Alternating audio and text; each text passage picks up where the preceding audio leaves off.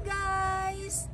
Ayan, nandito kami ngayon sa rooftop. Kung makikita nyo, hinog na ang ating dragon fruit.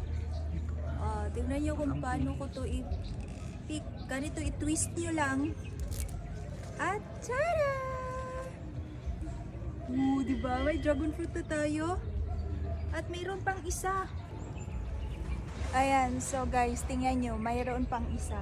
So kanina may na-pick na tayo. Oh, wow, mas malaki yata to. Look at this. Oy, may mga langgam. Parang inuunahan na tayo. So eto guys, ganun lang kasimple. O, diba? Pag may tinanim, syempre may aanihin.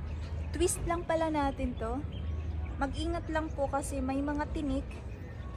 Hindi ko na lang hahawakan yarn. O, sige, hawakan ko na lang.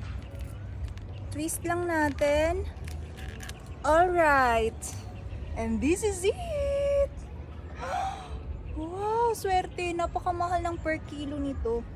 So, kung meron tayong tinanim, may aanihin. Alright, so yan lang po guys. Thank you for watching. Bye!